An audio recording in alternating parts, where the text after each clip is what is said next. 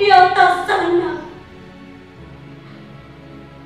Tak ada perabotan rumah tangga.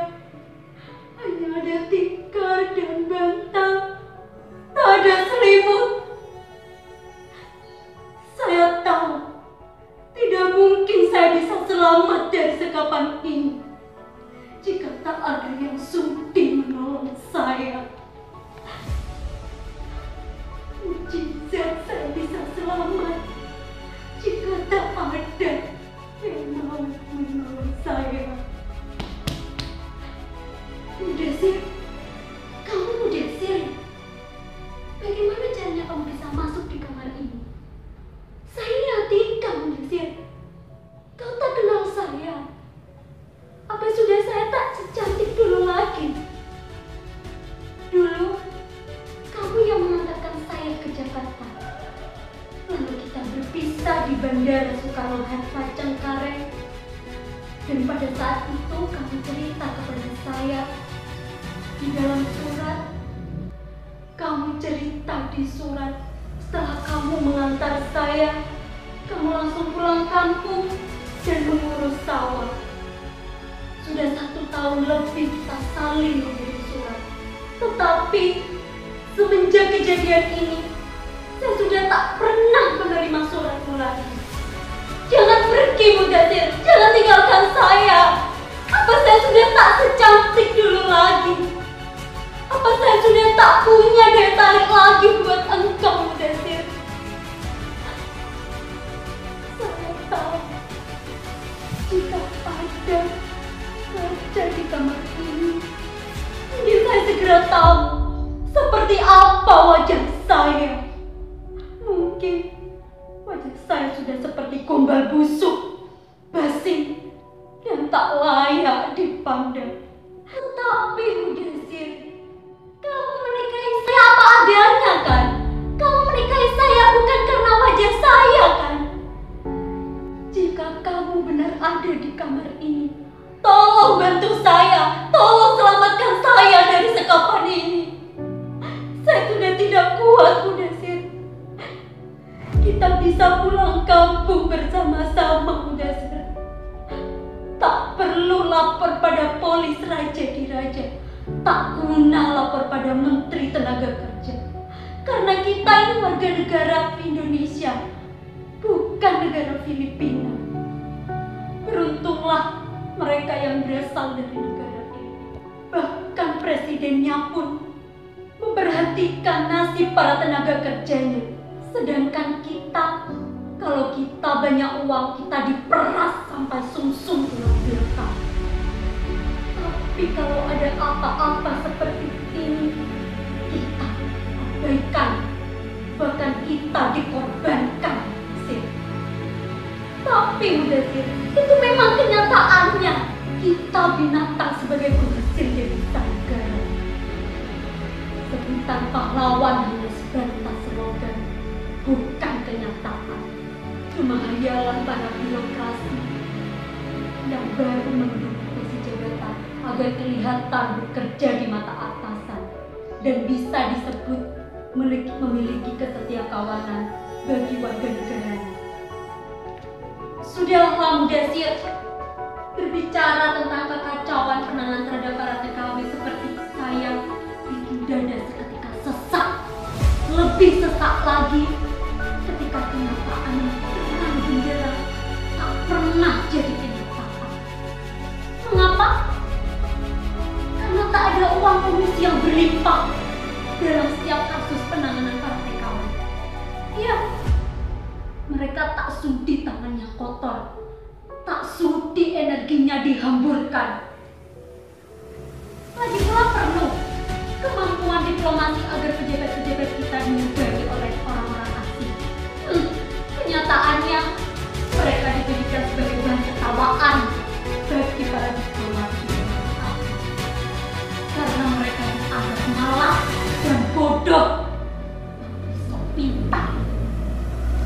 Problem bahasa pun jadi hambatan. Bagaimana mau menangani perkara seperti ini jika mereka menggunakan bahasa kasar? Akibatnya kita yang dikorbankan, Mudasir. bahkan kita diabaikan seperti sekarang ini. Mudasir, kemarilah memberikan kita saling. Mengapa kau tetap berdiri? Itulah tempat saya buat kita berdiri. Ini menjadi bersama kita untuk siapa tempat ini. Tak ada perabotan. Dan mengapa saya sampai disekap di ruangan ini? Saya tidak bisa bercerita kepadamu, Mudasir. Bagaimana saya mau bercerita? Di sini tak ada kertas, pulpen, amplop, bahkan perangko. Di sini tak ada apa-apa, Mudasir. Di sini saya tersiksa, Mudasir. Saya tersiksa. Mengapa kau tak pernah menolong saya? Lihatlah luka-luka di sekujur badan ini. Saya disiksa, dipukuli oleh semua keluarga majikan saya. Pipi, dahi, kepala, punggung, dada, perut, tangan, kaki jadi bulan-bulanan mereka. Mereka memukul saya dengan tangan, dengan kaki, dengan jeruji besi, bahkan dengan setrikaan. Saya disiksa, Mudasir, saya disiksa. Mengapa kau tak pernah menolong saya, Mudasir? Saya berteriak, menangis dan bertanya, apa salah saya? Jawabannya hanya geraman dan teriakan pula. Lalu saya bertanya lagi, apa salah saya? Jawaban mereka hanyalah, kamu indon bangsa, bajingan, maling, pencuri, tak tahu diri. Hanya itu yang saya dengar. Lalu saya dipukuli bertubi-tubi. Lalu saya bertanya lagi, apa salah saya? Jawaban mereka hanya, kamu indon bangsa, bajingan, maling, pencuri, dan tak tahu diri. Saya disiksa, Mudasir, saya disiksa. Saya tak berdaya. Dan saya masih ingat, sebelum saya dimasukkan ke dalam ruangan ini, saya dipukuli bertubi-tubi. Saya masih ingat, Mudasir, sebelum saya dimasukkan ke dalam ruangan ini, saya dipukuli bertubi-tubi. Lalu saya dimasukkan ke dalam karung dan disekap di dalam kamar ini sampai sekarang. Tak ada hukum pengadilan yang mampu membantu perkara saya. Kamu tidak akan bisa membayangkan bagaimana perlakuan yang saya alami sampai sekarang ini. Saya mengalami pantas disebut anjing dan bukan manusia. Tapi Mudasir, demi Tuhan, saya di sini bekerja. Saya menerima upah karena saya bekerja. Sebelum subuh, saya sudah menyapu, mengepel, membersihkan perabotan rumah tangga, menyetrika dan mencuci baju, dan menyiapkan makanan di rumah sebesar ini, Mudasir. Saya sendirian, Mudasir, saya sendirian. Tapi saya gembira dan melakukannya dengan ikhlas, Mudasir. 1 tahun saya menerima gaji. Dan kamu tahu sendiri, setengah gaji saya tabungkan, dan setengah gaji saya lagi saya kirimkan di kampung. Dan itu semua untuk modal agar saya bisa membeli sawah di kampung. Agar kelak kita tidak mengalami kesengsaraan dalam hidup, Mudasir.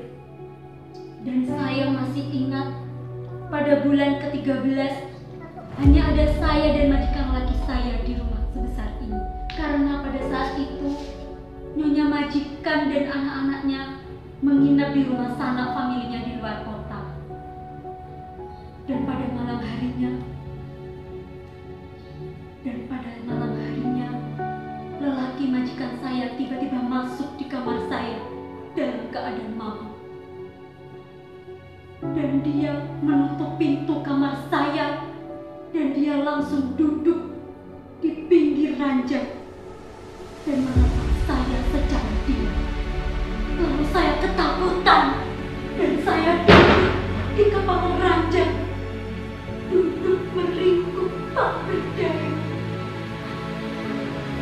Dan pada saat itu saya lupa tidak menanyakan apa alasannya masuk di kamar saya tiba-tiba. Tetapi naluri perempuan saya berkata bahwa ada godaan yang menimpa majikan laki saya. Saya ketakutan dan duduk meringkuk. Dan dia memberikan tangan agar saya duduk di sampingnya. Saya ketakutan, keringat mengucur deras dari tubuh saya. Dan tiba-tiba dia berdiri dan saya sangat merasa ketakutan. Dan ternyata dia pergi dan menutup pintu dengan keras. Saya sangat bersyukur dan saya langsung menutup pintu. Dan saya berdoa bersujud syukur kepada Tuhan. Karena kejadian itu Tuhan masih menolong saya. Dan saya berdoa dan menangis sampai subuh. Saya berdoa karena Tuhan telah menolong kehormatan saya. Lalu pada bulan ke-16, lelaki majikan saya mengeluh karena kehilangan uang. Dan siapa lagi yang dituduh kalau bukan saya? Pelayan Indon, miskin, sama dengan anjing. Dan pada saat itu, pukulan dan tamparan mulai saya terima dari nyonya majikan. Begitu juga dengan anak lelaki majikan saya. Bulan ke-16 itu, nasib masa depan saya disambutkan. Lagi-lagi, anak lelaki majikan saya mengeluh kehilangan uang. Begitu juga dengan anak perempuan. Lalu, lelaki majikan saya pun juga merasa kehilangan uang dan itu dalam jumlah yang sangat banyak. Dan siapa lagi kalau bukan saya yang dikambing hitamkan? Saya yang disalahkan karena mereka. Semenjak kejadian itu, saya disiksa. Dan saya baru ingat, Mudasir, apa karena kejadian ini saya disiksa oleh majikan saya? Dengan kejadian itu, saya disiksa, dipukuli, dan disetrika. Karena pada saat itu saya sedang menyetrika. Saya dipukuli, lalu saya dimasukkan ke dalam karung dan disekap di dalam kamar ini sampai sekarang. Saya disiksa, Mudasir. Saya tak berdaya. Saya butuh pertolongan, Mudasir.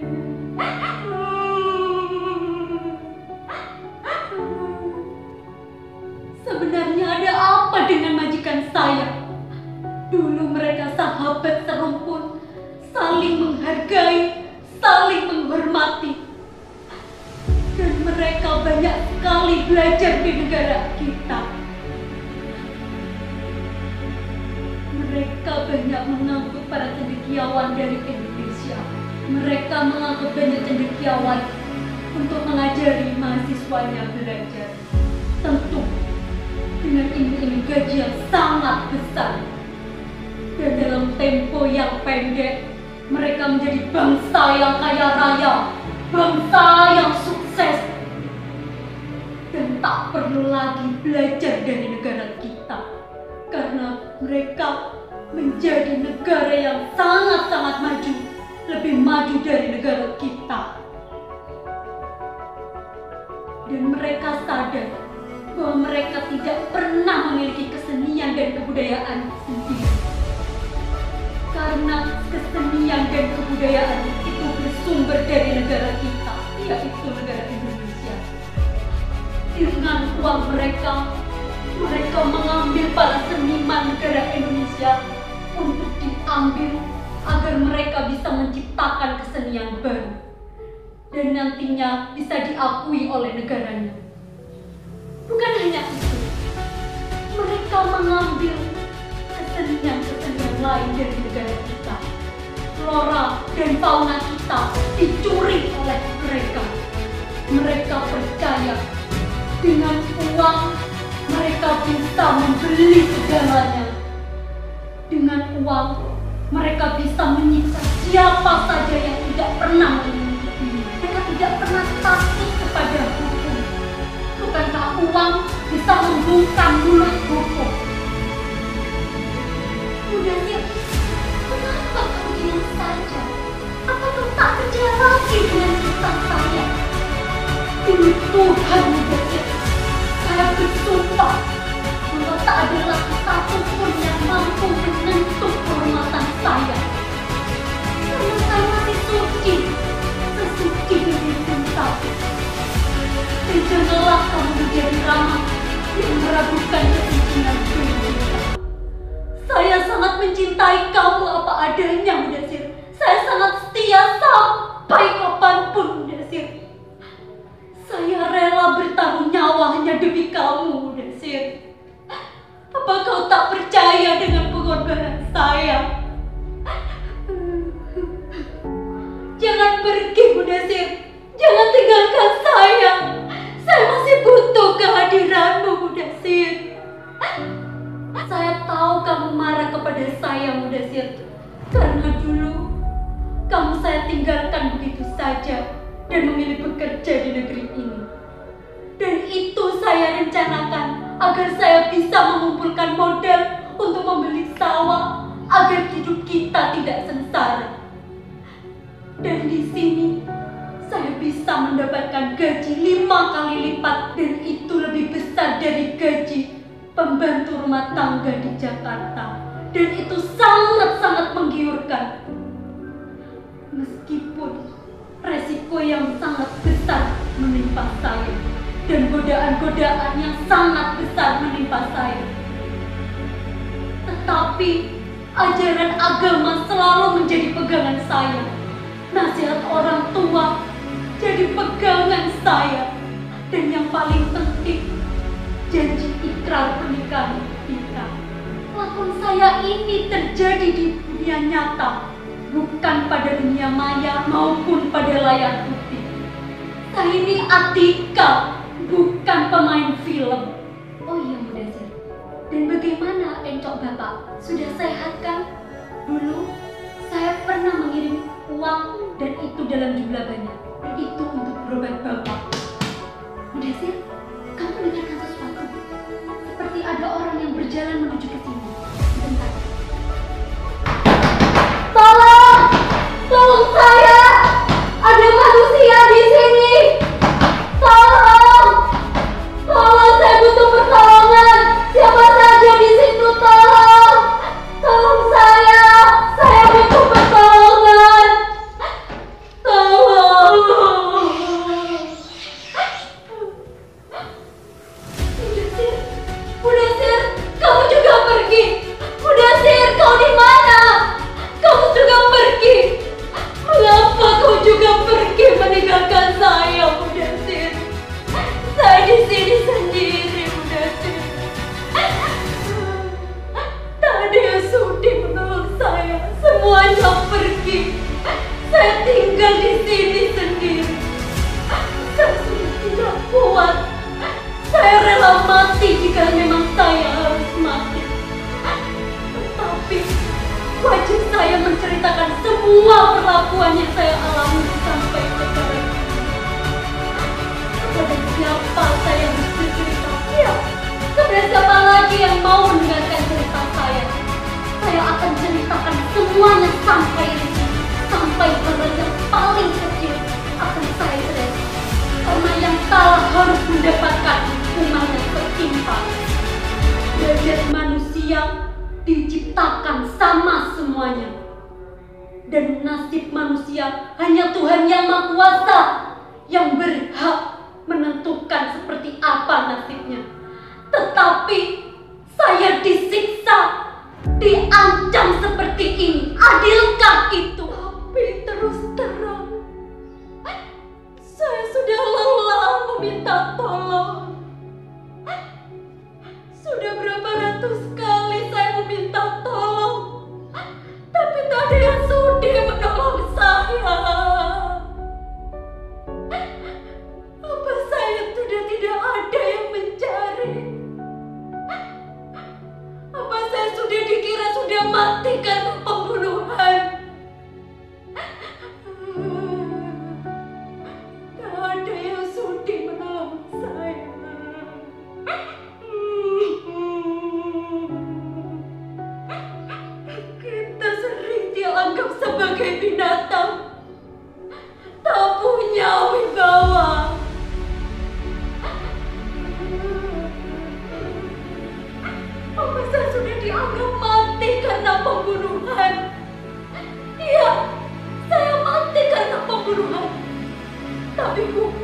membantu